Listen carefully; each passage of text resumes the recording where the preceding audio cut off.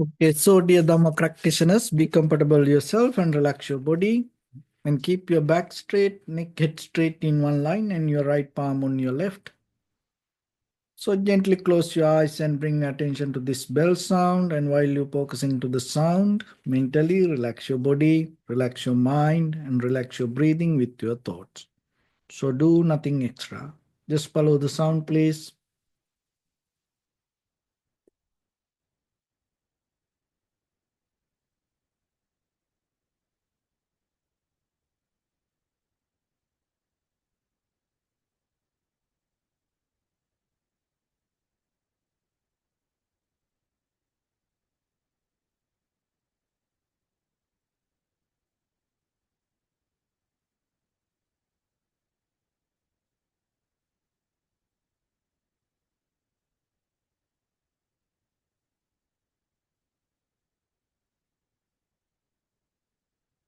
नमो तस् भगवतो अरहतो सम्मा सम्बुद्धस् नमो तस् भगवतो अरहतो सम्मा सम्बुद्धस् नमो तस् भगवतो अरहतो सम्मा सम्बुद्धस्. Homage to the Blessed One, the Exalted One, the fully enlightened One. So, dear Dhamma practitioners, in these ongoing meditation sessions, we are trying to share some basic informations related to meditation practice. So, as all of you know, when it comes to the word meditation, more than any other time, nowadays we can see many different methods of meditation. But we have to understand, out of this practice, what we do here, the result we gain more related to inner development of the clarity or the wisdom. Because once you have enough wisdom and understanding regarding the life, you are capable to navigate yourself and move forward without getting injured or without getting to troubles or without getting to difficulties. You are capable to move forward and get out of the suffering. And as the pinnacle of that journey, final result of the journey, you are able to find the ultimate wisdom or the liberation, which we call the Nibbana. So, in this meditation practice, we are mainly based with tranquility meditation and vipassana meditation. So, when it comes to tranquility meditation, the very Pali word we call the samatha bhavana. So, the samatha means tranquilizing the mind, the bhavana means development of the mind. Or another way you can name, developing undisturbed mind. Or another meaning, there is another word called chitta bhavana, because it's basically based with the mental object, or it's based with the mind. And the vipassana meditation, so, is take us to deeply understand how things come to be as they are. In tranquility meditation help us to understand things as it is. So this is about reality and truth. So that is what we're going to talk about today. How this tranquility meditation and vipassana meditation help us to recognize the reality and the truth. And what is the difference in between this? Because once you understand this, it will help for you to practice more deeply, and even in day-to-day life, you are capable to develop higher level of awareness. So everybody like to hear the truth. And at the same time, everybody like to experience the reality. So then what is the reality? What mean by reality? So when it come to reality, there are few kind of realities. So the one is called objective reality. Another one called subjective reality. Another one called intersubjective reality. Another way, that's something, another one is called that conceptual reality. So many other ways people explain this reality, but basically we are going to be very limited for three kind of realities, because that will help us to untangle this understanding. So objective reality means what? So because the tranquility meditation help you to understand the objective reality. So what is the objective reality? Objective reality means, so even though you don't see it, even though you don't know about it, even though you don't see it, so there are certain things exist as objects. So as example, so this cup. So before you see this cup, or even after this session, even that you don't know about this cup going to be exist like this. So this is objective reality. And this all the material things, even though we don't saw it, even though we don't know it, it's there. And just imagine, even when it come to the house yourself, how many things that you don't know that in your house it is exit. It doesn't matter you know it or don't know it, it is there. And then when it comes to this earth, there are a lot of places that we never experience, and even we don't know about it. But that doesn't, it never going to depend on your knowledge, but it is still exists.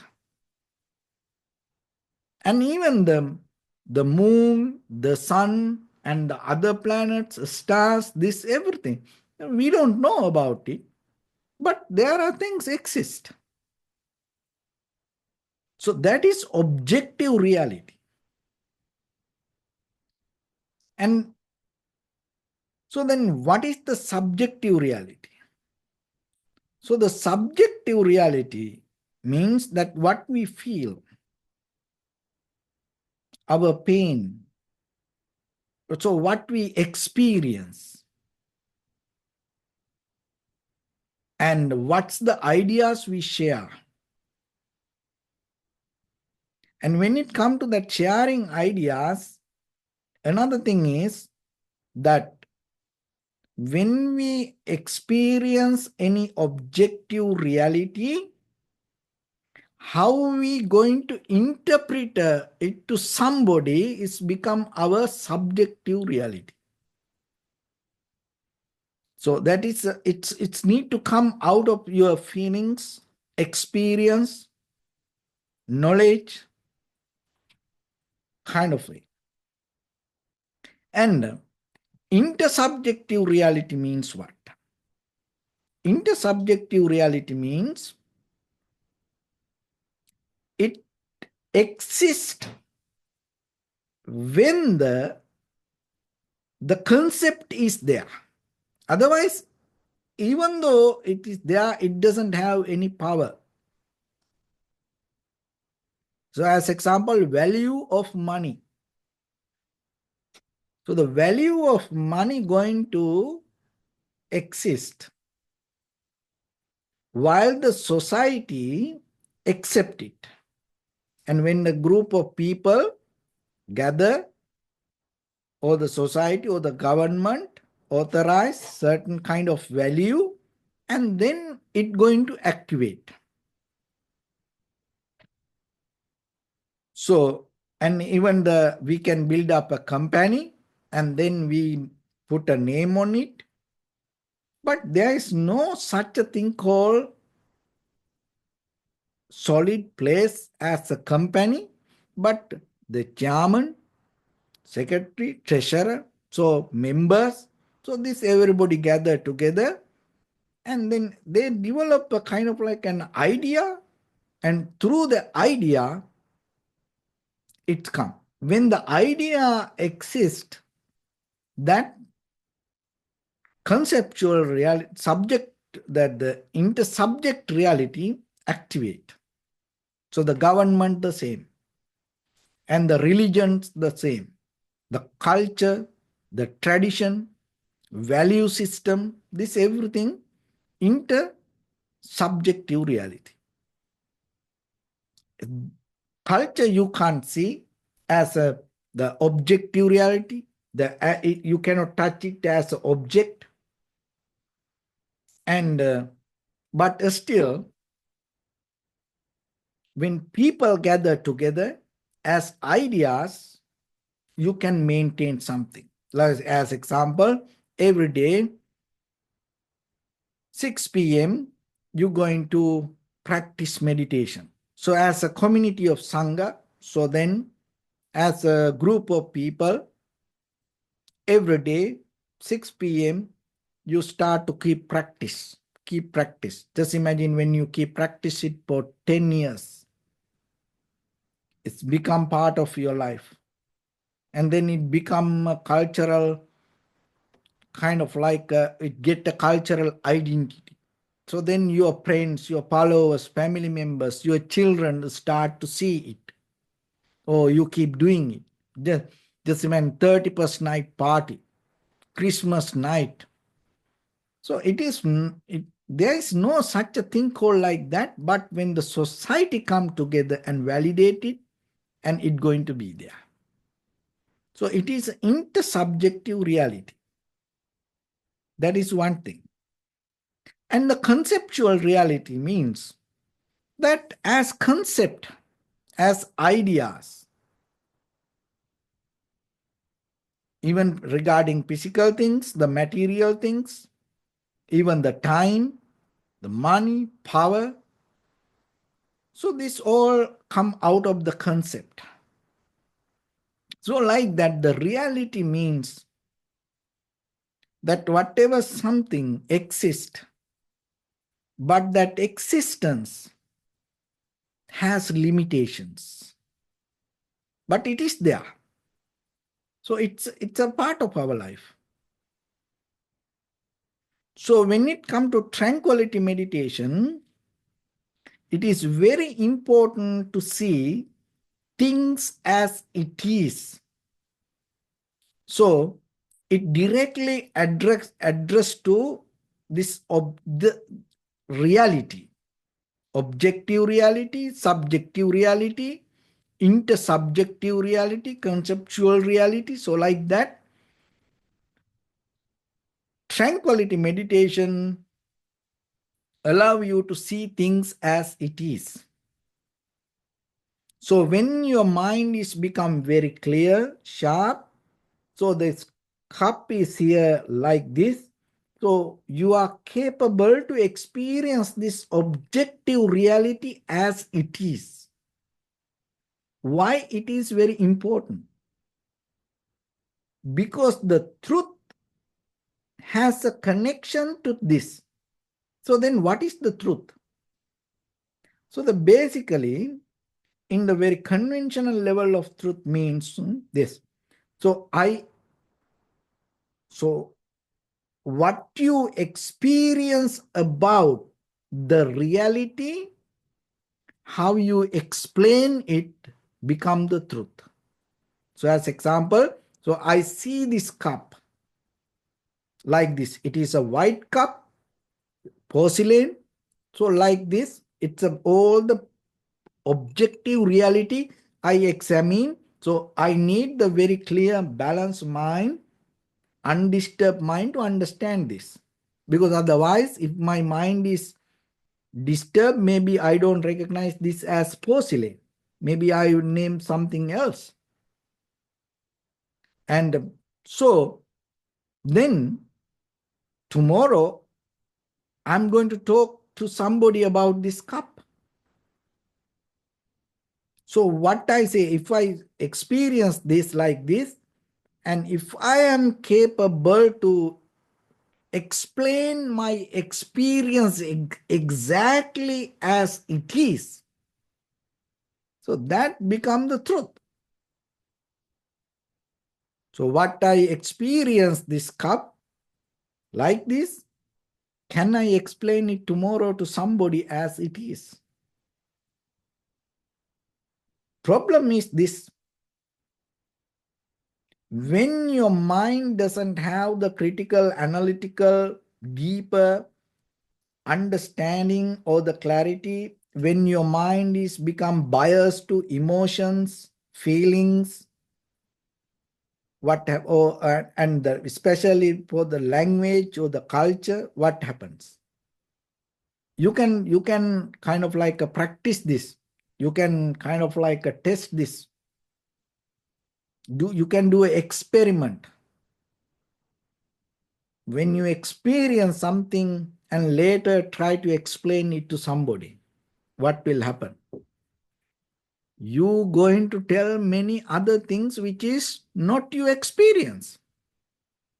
So then how it going to become the truth? Because in the middle, what happens? You add many colors to your moment of your reality, and then when it become your experience, even before you tell to somebody, and when you experience it by yourself, even in your mind, with your form, feeling, perception, volition, recognition, just imagine when the perception perceive to you as a perceiver, that what you experience sometimes manipulated by your past experience, or the which we call the mental formations or the cankers or the sanskara. So then the reality, when you experience as perception, and yourself, maybe you don't understand it as it is. You understand it as something. So then what happens? You are disconnected from the reality. And then when you're going to explain it, the truth not going to come out of it, because you are honest yourself, and you try to explain that what you experience.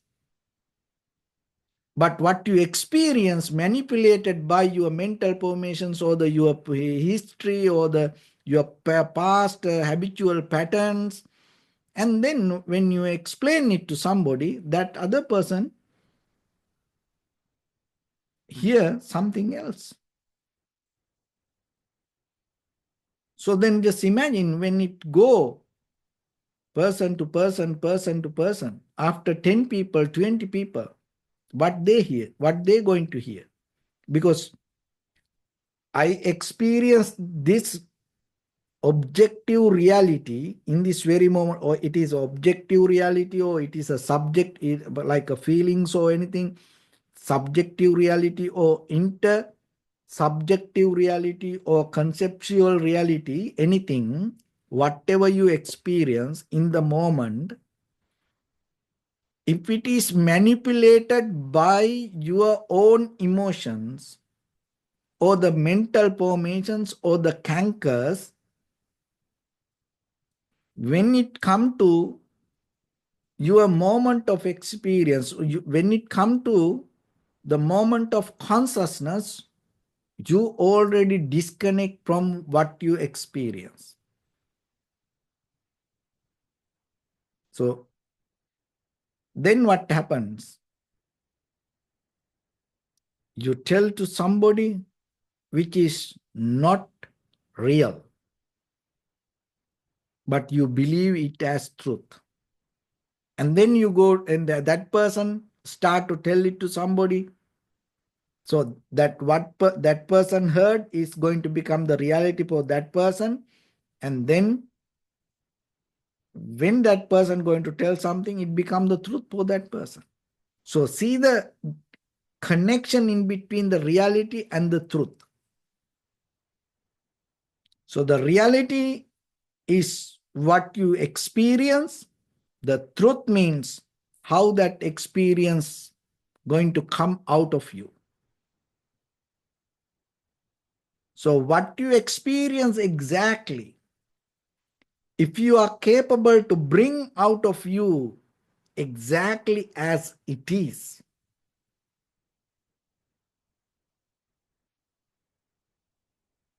there is no self-interference, self-opinion. There is no any kind of manipulation, coloring for that moment of experience. Then there is no any kind of self-centered mind, or there is no any way to become something new. So then it's going to be as it is. That is the end of becoming. But the thing is this, when we experience the reality, before even we experience it, we have kind of like a preconditioned mind. Oh, this should be like this. Oh, that should be like this. So now I'm going a little bit more deeper, backward, reverse. So then look to yourself. Before I experience this cup, if my mind have the preconditioned mind, oh, cup, it should be like this. Once my mind hold that imagination, do you think, can I see this cup as it is? So then when it come to hearing something, before you hear something, if you have the preconditioned mind, can you hear that what other person going to tell? The smell, before you going to experience it, if you have the preconditioned mind regarding that smell. Or taste, before you experience that taste, if you have the preconditioned mind, can you experience it? Bodily sensation, before you experience it, you already have the preconditioned mind. You are mentally prepared for it. When you mentally prepare for it, can you experience it as it is? Even when it comes to the consciousness or the ideas, before we experience something, we already think about it. So then how the mind can experience it? So that is where we disconnect even from the world itself. We already have a world inside us. That is why it says that we are really not experiencing this outside world. We are experiencing our own mind. Why? Because our mind already built up the world, and we already have the preconditioned world. Oh, world should be like this. That is what we experience. So then why it happened like that? So we are so biased to our mental formations, cankers. We are maintaining our habitual patterns. We are addicted to emotions. We are mesmerized by our own memory. So we are in a kind of like a cocoon, living inside, even we never came out of that cocoon. And sometimes from birth to death, and sometimes even many lifetimes, eons by eons, you can be in a cocoon and maintain that and find your security. And inside you, you think you are experiencing world. You know, you are still in sleeping mood. You are dreaming in the sleeping mood. So you are sleeping and you are dreaming. In that dream, you think you are living. So tranquility meditation means you get out of that dream or sleeping mood without reacting to anything. In the beginning, you are capable to observe things as it is, even rather than going to outside object. So that's why we focus to breathing and allow it to happen as it is, but observe very carefully with a sharp and clear mind.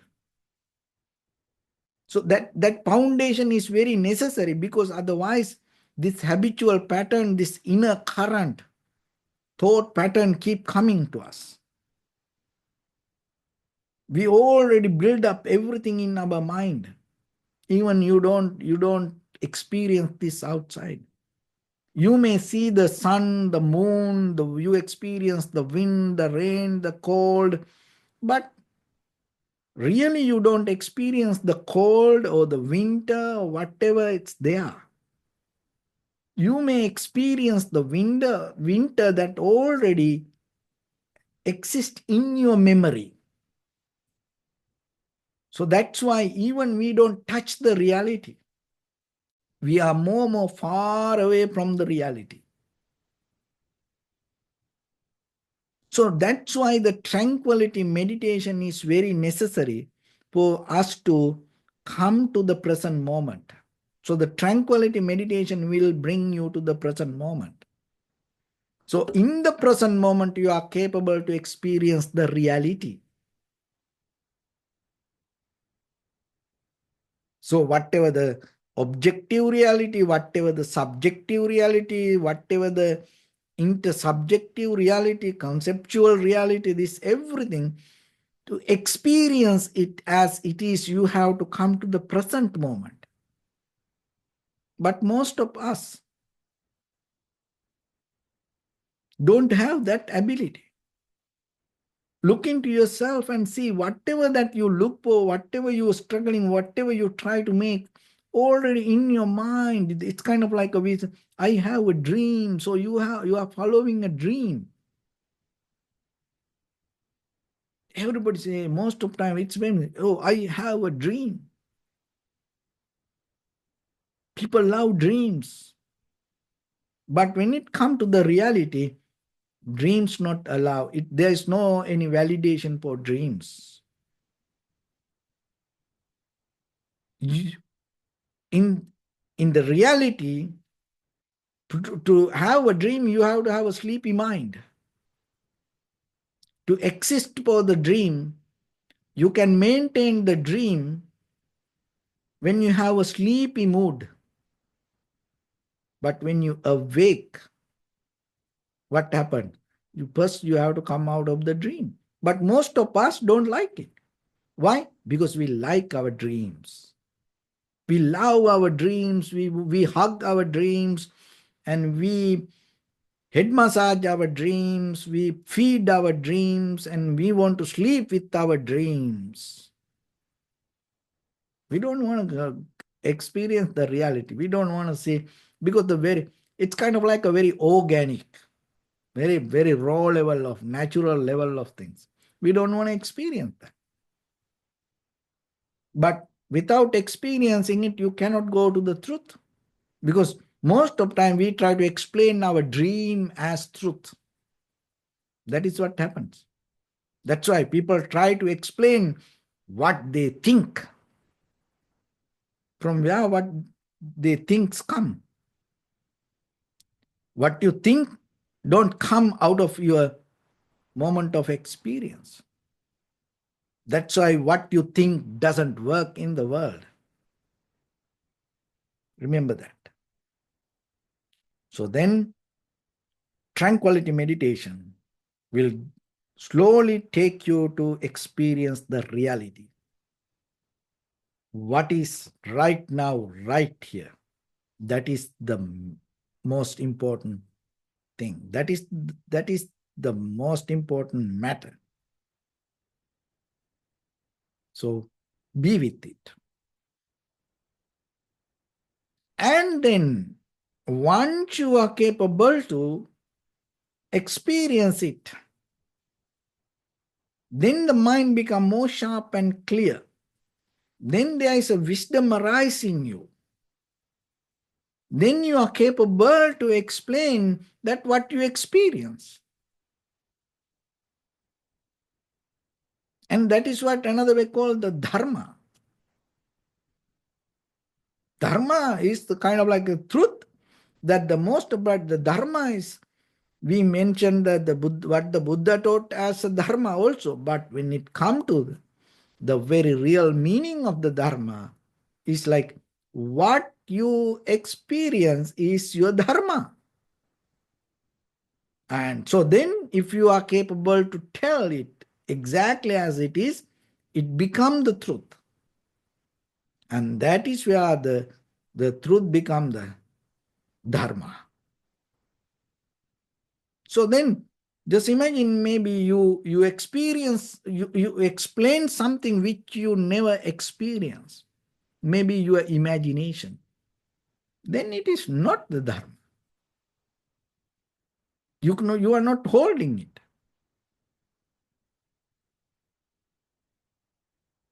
So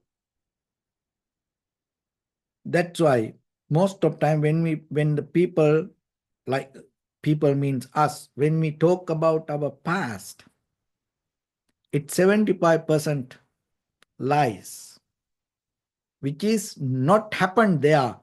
We say we colored our history. We want to say, make it very nice. We want to motivate people. We want to show that how we did it. We add many ingredients to it and we try to tell. So then just imagine, the reality is what is exactly happened, but now we add something and tell. Then we say that is the truth. No, it is not the truth. So then understand reality and the truth. So then, what is the misunderstanding or the illusion? Because the illusion means that how we develop the illusion. So the illusion means when we believe something which we never experience as our experience, it is illusion.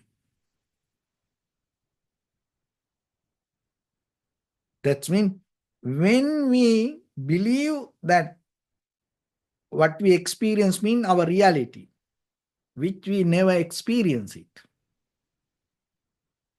and we add more things to our reality, what we experience, we add more things and we believe that is what we experience. So that is illusion. And then we go with it. We try to prove it. We try to force to others to believe it as the truth. So then remember, then where the liberation come, you can test it. You can try for one day and see. So Z around you this objective reality and the subjective reality, that what you experience, or even the conceptual reality, or the intersubjective reality. So whatever you experience in the moment, without adding anything, without putting any colors on it,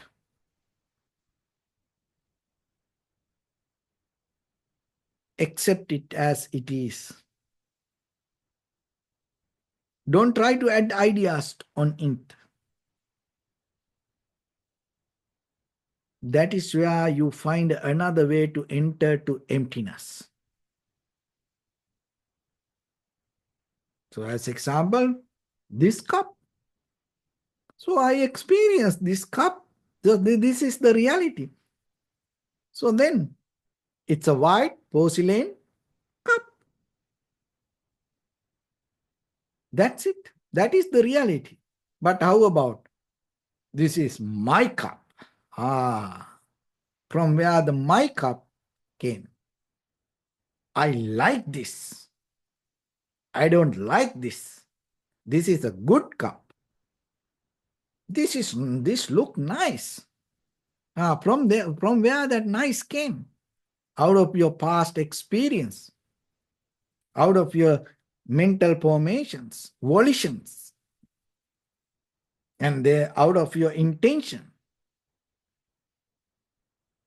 See, then why you can't take this as because the reality never going to change out of your opinion. No, this cup, it's itself a cup. That doesn't mean you like it or you hate it. You can name it as your cup or you can name it as somebody else's cup. This cup doesn't care that anything. That is the beauty of the reality. Reality doesn't care your opinion. Reality doesn't depend on your ideas. Any reality.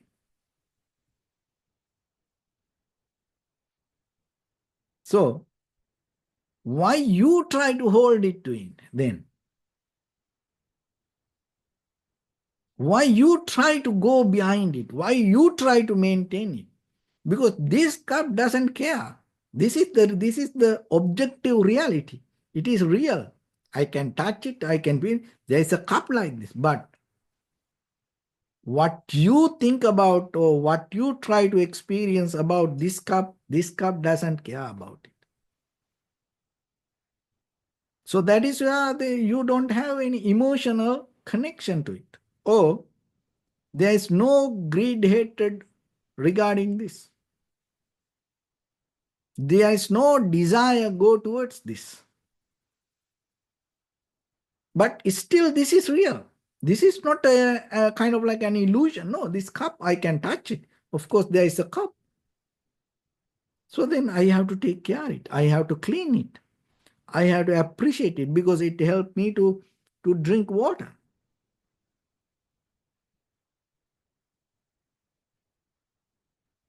And like that, if you look very carefully, most of time, that what we see, we are very far away from reality. We are living in our own inside mental cocoon. So first, we have to get out of that preconditioned mind. We have to get out of that imagination. We have to get out of that dream world. And then what we experience, and we have to digest it as it is without adding any colors to it. And that is where you can touch the truth. So when it comes to that ultimate truth, what you can experience only the change. So once the day you are capable to touch that truth, you know What else beyond that? So with that, let's get into practice a little bit now. So your right palm on your left, neck head straight in one line and be comfortable with your posture. So bring attention to your body and scan head to toes yourself and say Sopateva O, may I be well and happy 3 times.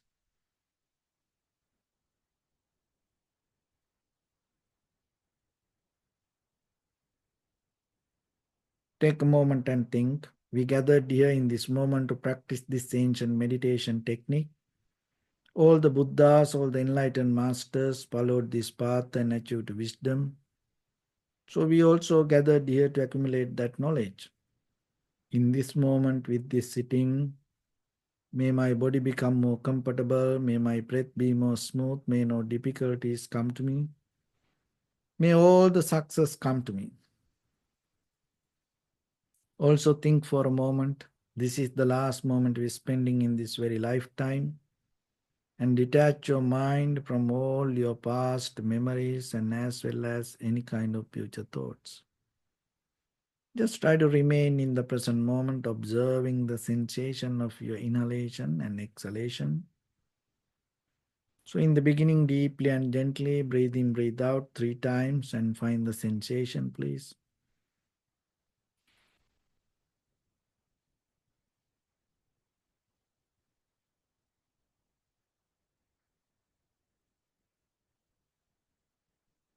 So bring attention to the breathing and just allow it to happen. Don't interfere with it. Don't interrupt your inhalation, exhalation. Just simply observe it and recognize. Do nothing extra.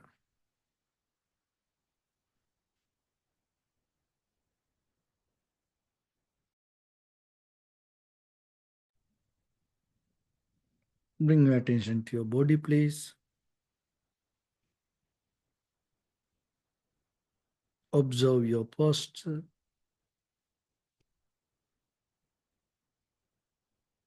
We cultivate loving kindness and compassion in our heart and radiate it as a light through entire your compound, village, city, state, country, world, around this universe.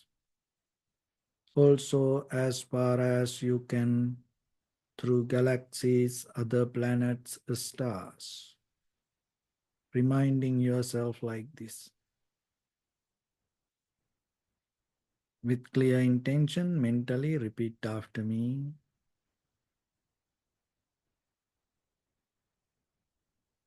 May all living beings in this universe be well and happy.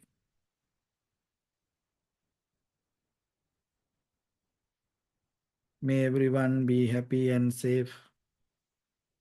And may their hearts be filled with joy. May all living beings live in security and in peace. Beings who are frail or strong, tall or short, big or small, visible or not visible, near or far away, already born or yet to be born. May all of them dwell in perfect tranquility.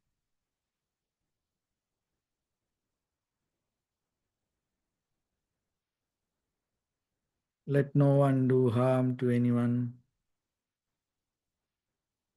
Let no one put the life of anyone in danger. Let no one out of anger or ill will wish anyone any harm. Expand the loving kindness and compassion beginning from your heart, forward, Visualize yourself and send it as a light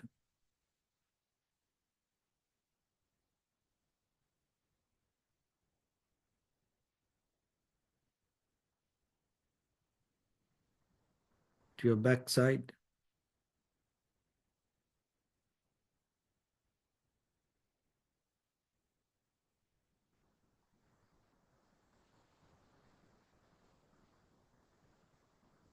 to your left side,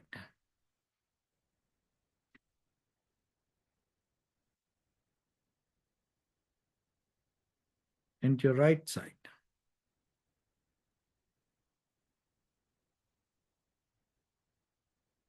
Downward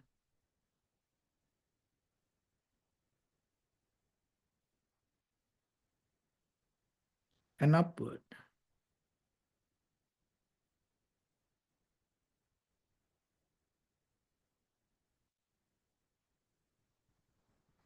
To all six directions at once, like the moon, the sun, spread the light, spread the energy, without any condition, without any limitation, without any resistance or without any judgment.